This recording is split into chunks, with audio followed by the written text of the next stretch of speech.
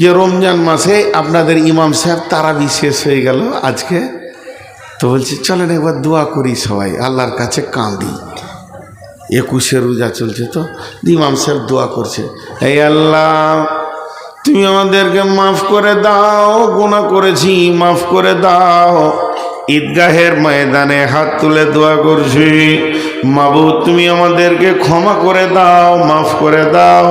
জেনা করেছি মাফ করে দাও, চুরি করেছি মাফ করে দাও।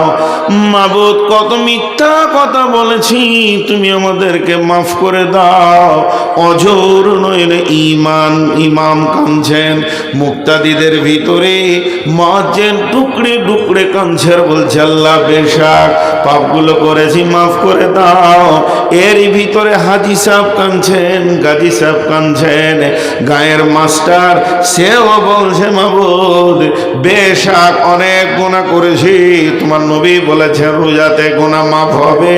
এই আল্লাহ তুমি মাফ করে দাও, এই মাফ করে দাও। অঝোর নয়নে সবাই কাঁদছে, এরই ভিতরে আমার মতো এক বেঈমান বসে আছে, খালি অলসতার সঙ্গে বলছে আমিন আমিন আমিন, অলসতার সঙ্গে বলছে, আর মনের ভিতরে বলছে মাফ হতে পারে না পারে।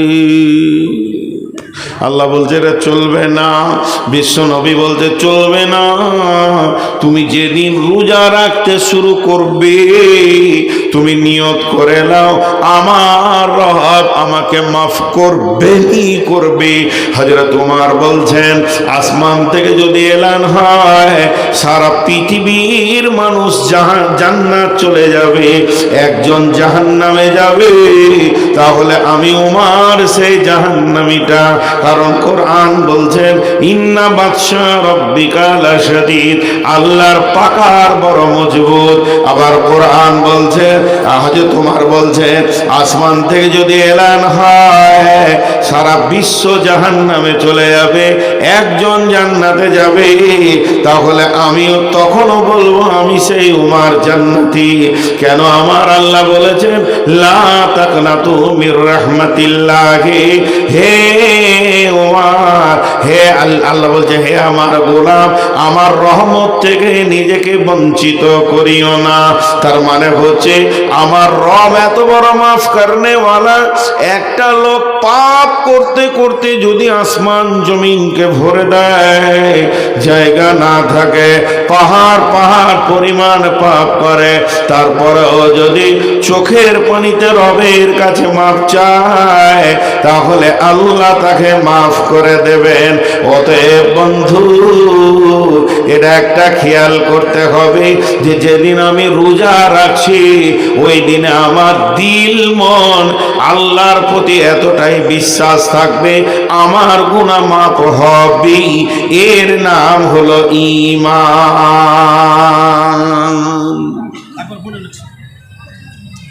এর নাম ঈমান, ঈমানের নাম। একটা উদাহরণ দিই, খুব শুনে ভালো লাগবে। আমার বাড়ি বর্ধমান, যদিও বর্ধমান বাড়ি তো আমি বীরভূম সীমান্তে বাস করি, বোলপুরের পাশে। আমার গ্রামটা পরেই 3 কিলোমিটার 4 কিলোমিটার বর্ধমান আছে, তারপরে বীরভূম শুরু। তো রমজান মাস আমার বিয়ে হয়েছে বীরভূম জেলায়। তো হঠাৎ বোলপুরে যখন পৌঁছাইছি তখন আসরের নামাজ পড়ছি, খেয়াল করে শুনেন উদাহরণটা। আমার শ্বশুরের 6টা বেটা 2টা বেটি, বড়টা আমার কাছে, ছোটটা আরেকজনের কাছে, আর 6টা বেটার বিয়ে হয়েছে, 6টা বউ বাড়িতে আছে। ঠিক ইফতার হতে আর মাত্র ওই 10-15 মিনিট, ইফতার হতে, খাবার শুরু হবে 10-15 মিনিট। হঠাৎ আমি গাড়ি নিয়ে ঢুকে গেছি 2জন আলিমকে নিয়ে, মৌলানা মুজাম্মেল ভাই আছেন, আমি আছি, আরও বড় বড় 2জন আলিম মাদানি নিয়ে।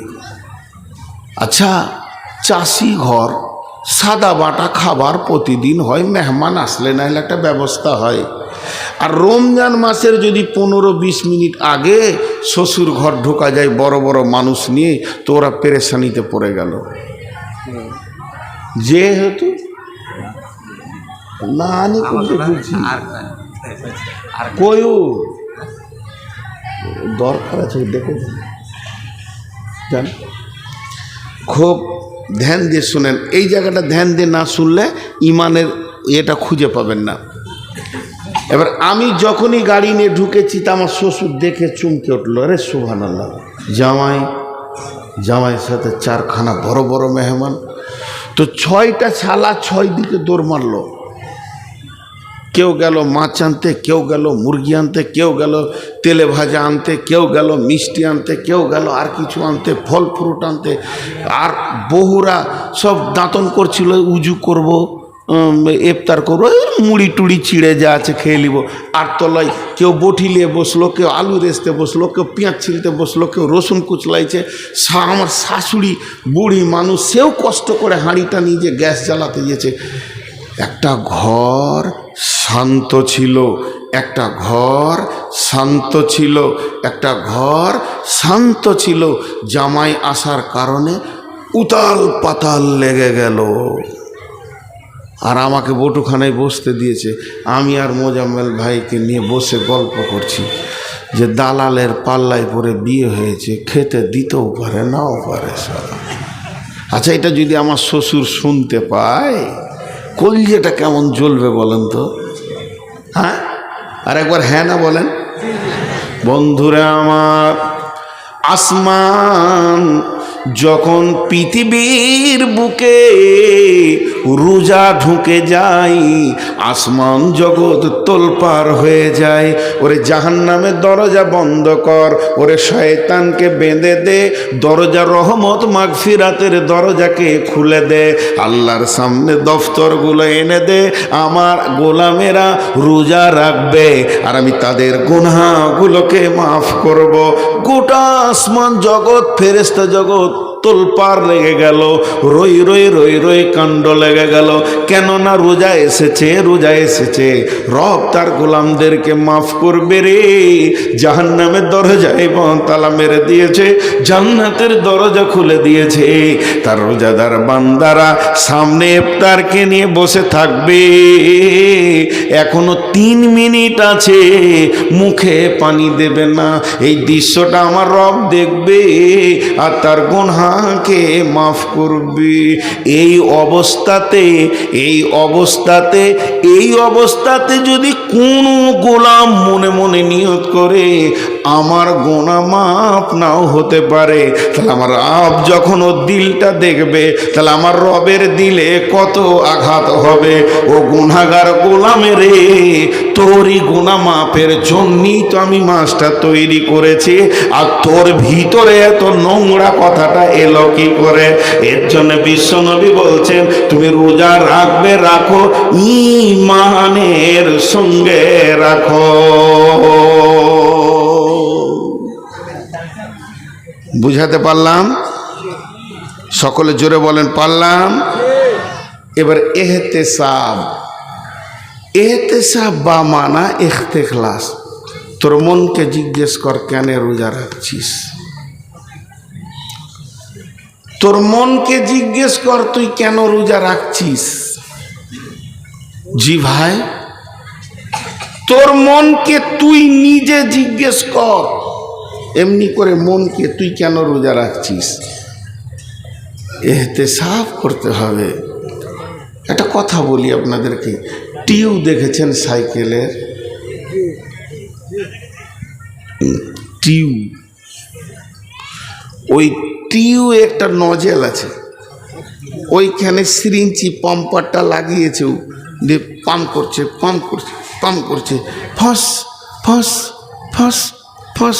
ক্লান্ত হয়ে বসে গেল, ফের উঠে লেগেছে, ফস ফস, বসে গেল, ফের উঠে লেগেছে। এইভাবেও চালিয়ে যাচ্ছে, পাম্প হয় না। 1.5 ঘন্টা চালিয়েছে, পাম্প হয় না। একটু বন্ধ রাখি নাকি তোমার জন্যে? একটু ফোনে কথা চলছে, আপনারা একটু সবর করে নেন। লাও, বলে লাও। কত খেয়াল আমাকে রাখতে হয়। তো আপনারা আমার দিকে ধ্যান দেন। 1.5-2 ঘন্টা একটা টিউব পাম্প হবে না? পাম্প হয় না। এখন এক মুরব্বী ওদিকে পার হয়ে যাচ্ছে, বলছে দাদু, বলে কি রে? পাম্প যে হয় না, নতুন টিউব এক্ষুনি দোকান থেকে আনলাম। তো তখন ও দাদু লাঠি করে এমনি করে টিউবটা লাড়তে লাড়তে বলছে, তোর টিউব যে কাটা রে, 1 ইঞ্চি কাটা। নতুন টিউব, এদিকে তাকান, 1 ইঞ্চি কাটা, বেশি নয়। তোকে বলছে তোর টিউব যে কাটা। ও তখন হালকা করে মুচকিয়েছে, বলছে আমি কেটেছি। কথা বুঝতে পেরেছেন? ও নিজে কেটে এবার পাম্প করতে শুরু করেছে। আপনারা বলেন পাম্প হবে? সকলে জোরে বলেন হবে। 5 ঘন্টায় হবে, 5 দিনে হবে। সূরা ইয়াসিন পরে পাম্প করলে হবে কি? আইতাল কুরসি পরে পাম্প করলে হবে না। তার কারণ সারা জীবন যদি চালিয়ে যায়, কাটা টিউব পাম্প হবে না। নিজে কেটে পাম্প করতে লেগেছে, এর মতো বড় বৈজ্ঞানিক আর পৃথিবীতে নাই। আল্লাহ তাবারাক ওয়া তাআলার রাসূল বলছে এহতেসাব মানে বা মানে ইখতিলাস, তার মানে হচ্ছে কিছু লোক আছে, আপনাদের এলাকায় আছে কিনা জানি না, এরা কাটা টিউবে পাম্প করে। কিছু লোক আছে তারা রমজান মাসের চাঁদ যেই উঠে যাবে, গোসল করে মসজিদ ঢুকে যাবে, যেদিন ঈদ হয়ে যাবে মসজিদ থেকে পালিয়ে যাবে। তার কারণ ও খালি প্রতিদিন গুনছে, আর 25টা রোজা, আর 20টা রোজা, আর 10টা রোজা, 25টা হলো 5টা রোজা, 28টা হলো আর 2টা রোজা। যখনই 30-এ চাঁদ উঠে গেল, বীর বীর বীর বীর করে মসজিদকে বলছে, মসজিদ রে অনেক আসা যাওয়া করলাম, মাফ করে দিস, বেঁচে থাকলে সামনে বছর দেখব, সময় পেলে জুমাতে দেখব। এখন চললাম ঈদগাহে গিয়ে দুপুদুবি করে নামাজ পড়ে নিল। আল্লাহ তাবারাক ওয়া তাআলা নবী বলছেন, তুই যে ঈদের পরের দিনে মসজিদ থেকে পালাবি এটা আল্লাহ ভালো করে জানে। অতএব তুই যে মালটা পালানো মাল, ভাগোড়া মাল, তুই ঢুকেছিস পাম্প মারতে, আর ওইদিকে 30 রোজার পরে টিউ কেটে রেখে দিয়েছিস। তোর মতো বেঈমান যদি 70 বছর রোজা রাখে, একটাও কবুল হবে না। এই মাল আপনাদের এলাকায় আছে? নাই, আলহামদুলিল্লাহ অনেক আছে। ঠিক রোজা হয়ে গেলে ঈদ পরি কেটে পড়ে, ওকে অত জাল লাগছে, এই ল্যাব দিব, হ্যাঁ এত জাল লাগছে তোমাকে, বুড়া মানুষের মতো চট গায়ে দিয়ে দিয়েছে খেপা। হ্যাঁ কত তো কাটা টিউবে পাম্প হবে না। আমি দৌড়ছি, হঠাৎ মোটর সাইকেল নিয়ে শ্বশুর বাড়ি, উদাহরণগুলো মন দিয়ে শুনবেন, গিয়ে আমার বড় শালাকে বলছি, আসসালামু আলাইকুম ভাই, ভালো আছেন? কী ব্যাপার হঠাৎ এরকম করে, কোনো কাপড় চুপড় যে ভালো পরিষ্কার পরিচ্ছন্ন? আর বলি আর না, মাথা খারাপ। বলি আমি তাড়াতাড়ি এসেছি, কি হলো বলেন? বলে আমার বাড়ির পাশেই রোড সাইডে 10 কাঠা জায়গা, 4 লাখ টাকা করে কাঠা চলছে এলাকায়। ও বেচারা চাপে পড়ে 3 লাখে দিয়ে দিচ্ছে আমাকে। তাহলে 10 কাঠা জায়গা 30 লাখ টাকা লাগবে ভাই। আমার 25 লাখ জোগাড় হয়ে গেছে, 5 লাখ দিতেই হবে। আর রাতের মধ্যে যদি 30 লাখ না দিই, আর একটা পার্টি 35 লাখ ধরে দাঁড়িয়ে আছে, ওকে দিয়ে দেবে, জায়গাটা হাতছাড়া হয়ে যাবে। ভাই ওই জায়গাটা আপনার বোনের নামে আর আমার নামে করব, আপনি আমাকে 5 লাখ টাকা ধার দেন। আজকে হলো বুধবার, কাল বৃহস্পতিবার জায়গাটাকে লেখালেখি নিয়ে ব্যস্ত থাকব। শুক্রবার জুমার দিন কোথাও যাব না। শনিবার রবিবার বাদ দিয়ে সোমবার দিন আপনি ঘরে না থাকলেও আমি টাকা এনে ভাবির হাতে দিয়ে চলে যাব। আমার টাকা ব্যাংকে আছে, রাতে তোলা সম্ভব নয়। শালা তো মনে মনে ভাবছে যে জাগা 5 কাটা যদি ওর হয়তো 5 কাটা আমার বোনের তো হচ্ছে, তো আমার বোনের তো একটু মজবুত হচ্ছে।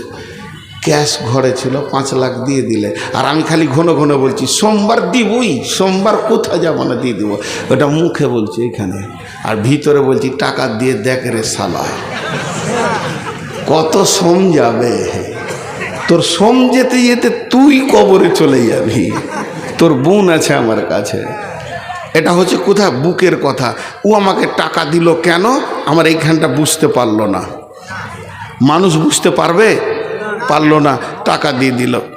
কিন্তু একবার আপনি বলেন ও বুঝতে পারলো না, তা আমি যে রোজার পর থেকে পালাবো, আল্লাহকে বলছি খালি গোনাটা মাফ করে দে, তারপরে কেটে পড়বো। আল্লাহ কি জানে না?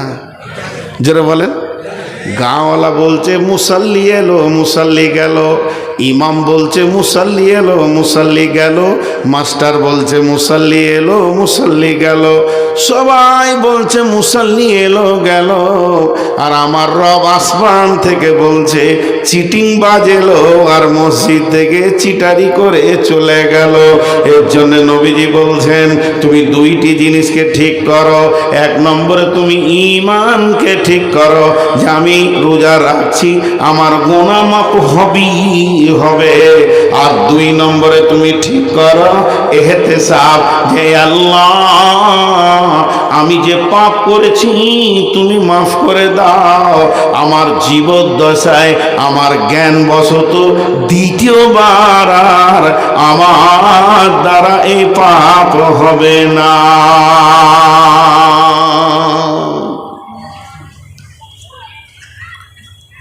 গোটাটাই রমজানের বায়ান করলাম, আমার দ্বারা দ্বিতীয়বার এই পাপ আর হবে না, তুমি মাফ করে দাও আল্লাহ আমাকে। তো নবীজি বলছে যদি এই দুটি তোমার ঠিক থাকে, এই সামনে যে রোজা আসছে, আমি 70 বছরের পাপী, আর একজন 90 বছরের পাপী, আর একজন 20 বছরের পাপী, এমন হনে পাপ নাই যেটা করিনি। চোখের পানিতে কাঁদি আর নিয়ত করি জ্ঞানবশত দুইবার আর পাপের জায়গায় পা দিব না। আল্লাহ তুমি আমার গুনাহ মাফ করো, তুমি করবেই তো ওর মাফ হয়ে যাবে। কিন্তু মাপ চাইতে গেলে কিছু জিনিস মাপ হবে না, হাজার মাথা ঠুকলো। এক নম্বর হলো যদি কারো জমিকে দাবিয়ে রেখেছেন, কেউ আপনার টাকা পাবে পরিশোধ করেননি, শক্তির বলে যদি কাউকে মেরে রেখেছেন থাপ্পড় গালে, যেগুলো আপনি অন্যায় করেছেন এগুলো মানুষের কাছ থেকে মাপ চাইতে হবে। যাকে আপনি টাকা দেননি টাকাটা ফেরত দিতে হবে। যার জমিটা জবরদখল করে নিয়েছেন ওটাকে তার কাছে রিটার্ন করতে হবে। এতগুলো না করা পর্যন্ত গুনাহ মাফ হবে না। আল্লাহ সব মাফ করেন কিন্তু ঋণের গুনাহ মাফ করেন না। তারপরে এমন কিছু পিতা আছে বড় ছেলেকে বাদ দিয়ে ছোট ছেলেকে জমি জায়গা লিখে দিয়েছে, কিংবা ছেলেদেরকে লিখে দিয়েছে বেটিদেরকে ফাঁকি মেরে দিয়েছে, এ গুনাহ মাফ হবে না। সারা রমজান কেঁদে মাথা ঠুকে দিলেও হবে না, ওই জমিগুলো ঠিক ঠিক রিটার্ন করে দিতে হবে, তবেই গুনাহ মাফ হবে। অতএব এই মাসটা হলো মাফের মাস, এই মাসটা হলো আপনার আমার জিন্দেগি গুনাহ মাফের মাস। জি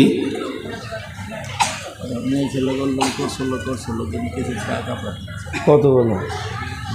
রাউন্ডে 22,362, দ্বিতীয় রাউন্ডে 60,767, টোটাল 83,129। দুইবারে মেয়েরা 83,129 টাকা দিয়েছে। আলহামদুলিল্লাহ। হ্যাঁ চিল্লাচিল্লি করেছে, চোপার জোর বলি টাকাটা দিয়েছে। দেন ও সামনে কেন, আপনি দেন, শুরু করেন। জি করছি। তো আমি আপনাদের কাছে বিসমিল্লাহ থেকে এই পর্যন্ত শুধু একটা বিষয়ের ওপরে কথা বললাম, সেটা হলো রমজানের রোজা। রমজানের রোজা আমাদেরকে রোজা রাখতেই হবে যারা আমরা ফরজ। এবার কিভাবে রাখবেন, কোথা কি আছে, সুন্নত আছে, অজিব আছে, এগুলো মুফতিদের ব্যাপার। আমি শুধু ফাজাইলের ওপরে কথা বললাম। আল্লাহ আমাদের সকলকে রোজা রাখার তৌফিক দান করুন, জোরে বলেন। তো এই যে রোজার ব্যাপারে প্রায় 2 ঘন্টা হতে চলল, 10 মিনিট কম আমি যা বায়ান শুরু করেছি তাতে। তো এই 2 ঘন্টাতে শুধু একটাই জিনিস বোঝাতে পারলাম যে আমাদেরকে রোজা রাখতে হবে। জানেন আমাদের ভিতরে অনুশোচনা নাই। ঈদ বিশ্বনবী বলছেন যারা রোজা রাখে না তারা যেন ঈদগাহে না আসে। আর আমাদের এখানে কি সিস্টেম আছে আপনাদের জানি না, আমাদের বর্ধমানে যারা রোজা রাখে না তারাই আবার ঈদগাহে প্রথম হাজির। ওরাই আবার হুঙ্কার মেরে বলবে টাইম হয়ে গেছে, তাড়াতাড়ি করেন। কারণ ঈদটা শেষ হলে যখনই নামাজটা শেষ হবে তখন বাইক নিয়ে বেটি নিয়ে পরের বেশটি নিয়ে রাস্তাঘাটে হিন্দু অন্য জাতির মতো রাঙা ভোজকেমা করে বেড়াবে। এর জন্যে তারা তাড়াহুড়ো করে। হযরত উমর ডুকরে ডুকরে ঈদের দিনে কাঁদছেন। সাহাবীরা প্রশ্ন করলেন, আমিরুল মুমিনিন, খলিফাতুল মুসলিমিন, আজকে হলো ঈদের দিন, আজকে আপনি কান্না করেন কেন?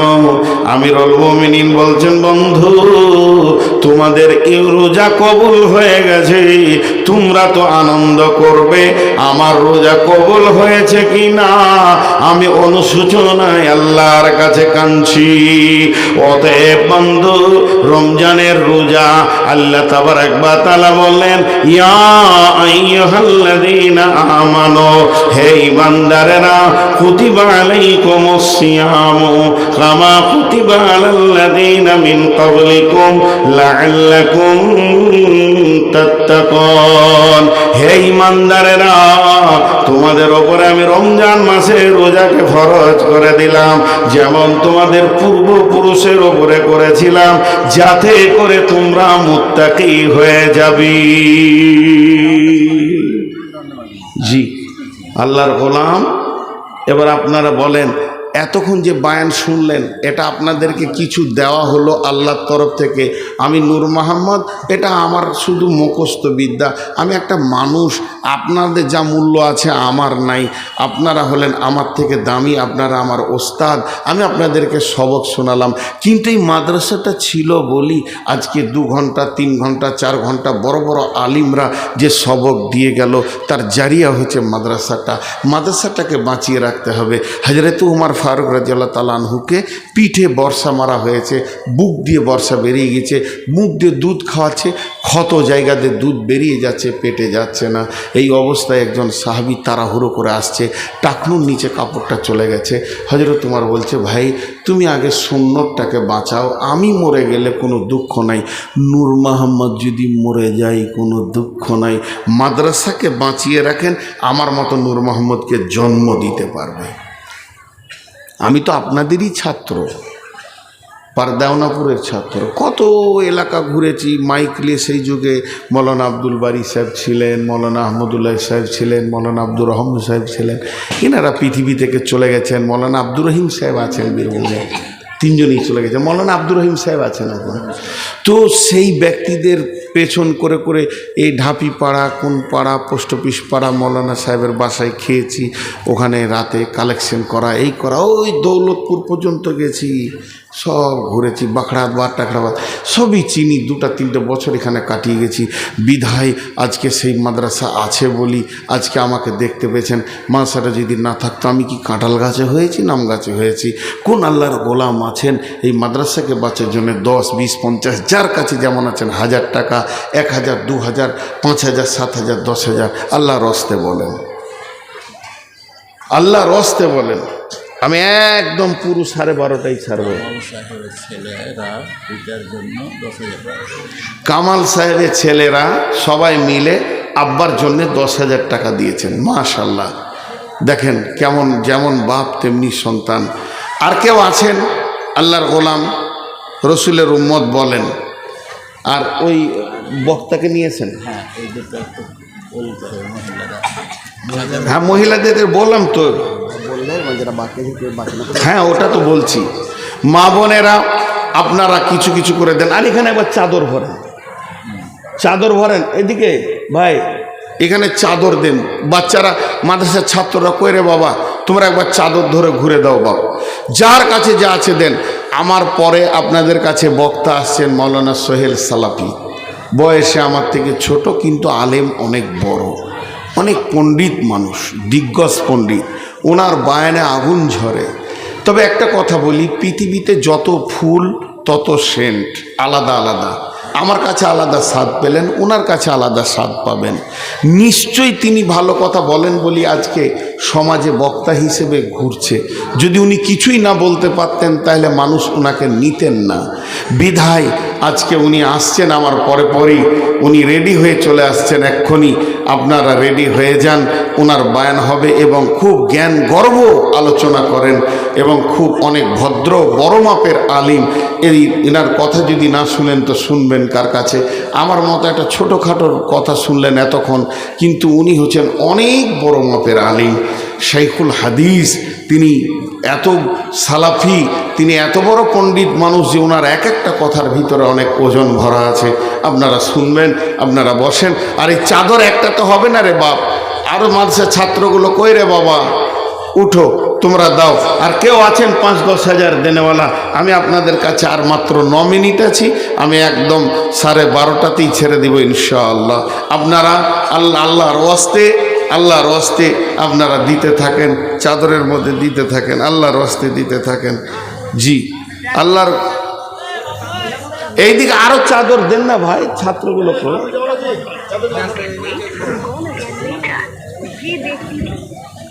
আরো চাদর দেন। জি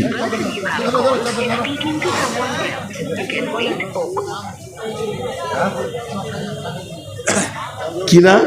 জামিরুল ইসলাম, জামিরুল দোকানি। হ্যাঁ, কই কোনটা? এই জামিরুল, কত দিলেন? ভালো অবস্থা, 10,000। মা বাপ না, মা আছে, বাপটা আছেন? বাপ কিছু দিন মারা। কত দিলেন ভাই? 10,000। তো আরও কিছু দেন, আপনার আল্লাহ অবস্থা দিয়েছে। আমি খুব চাপাচাপি সবাইকে করি না। তো আপনার যেমন আছে, মানুষ হযরত ওসমানের কাছে বারবার লোক পাঠাতেন রসুল, কেন? মাল আছে বলি। আপনার আওকাত আছে, 20 করে দেন, 10কে কিছু করেন। হ্যাঁ আচ্ছা ঠিক আছে, একটু বাড়ান, কিছু 15 করেন, ইজ্জতটা রাখেন।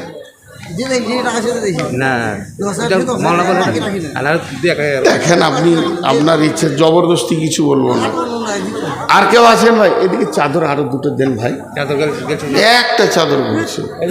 জি দেন।